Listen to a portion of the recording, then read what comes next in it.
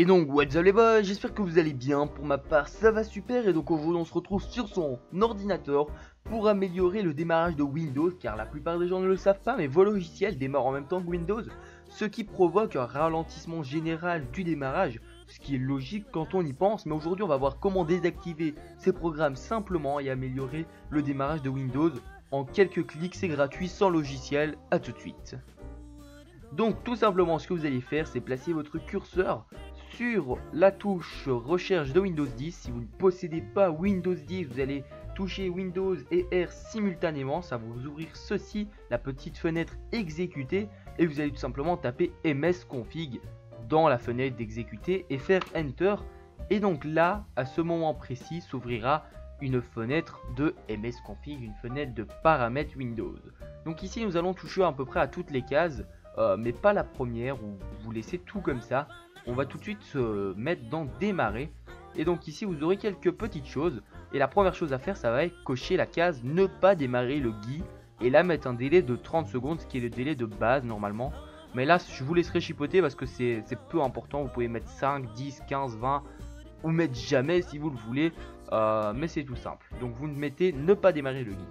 Puis ici vous allez dans options avancées, ici une deuxième petite fenêtre s'ouvre, et donc là vous allez cliquer sur nombre de processeurs et vous allez mettre le maximum de nombre de cœurs que possède votre processeur, ce qui va tout simplement infliger tous vos processeurs dès le démarrage, donc ce qui va faire démarrer plus vite votre système, etc. Et pour la mémoire maximale, vous allez aussi cocher ceci, et vous voyez qu'ici j'ai 4 Go, donc 4096, et bien vous allez le cocher et faire OK, et donc là toutes vos performances que vous possédez vont directement s'appliquer au démarrage. Donc vous aurez tout au maximum dès le démarrage, ce qui va faire démarrer beaucoup plus vite. Une fois ce fait, vous allez dans service. Ici, pour ne pas faire de bêtises, si vous êtes débutant ou même si vous êtes expérimenté et que vous n'avez pas envie de faire de bêtises, vous allez tout simplement faire masquer tous les services Microsoft.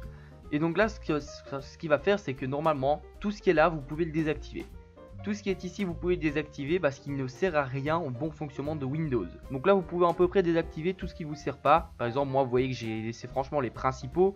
Advanced System Care, c'est juste un petit pop-up qui me permet de voir l'utilisation de ma RAM et de mon processeur.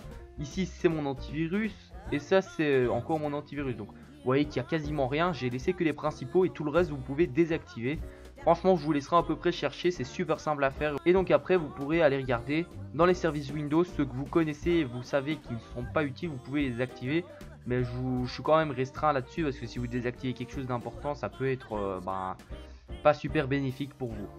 Puis vous rendrez dans démarrage. Ici, vous allez faire ouvrir le gestionnaire des tâches. Et donc là, vous allez être redirigé vers le gestionnaire des tâches dans la partie démarrer. Et donc là vous allez désactiver tous les programmes inutiles au démarrage. Donc tous les programmes que vous n'avez pas besoin au démarrage de Windows, vous allez les supprimer.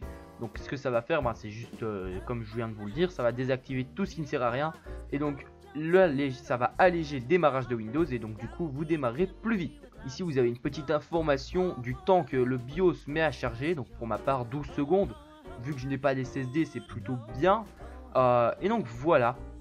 On a à peu près fini, n'oubliez pas d'appliquer les paramètres et de faire OK une fois terminé. Et donc voilà, c'était tout pour moi, j'espère que cette vidéo t'a plu. Si elle t'a plu, n'hésite pas à liker, commenter et à t'abonner. Moi je te dis à bientôt pour de prochaines vidéos. Bye tout le monde, c'était Aourou.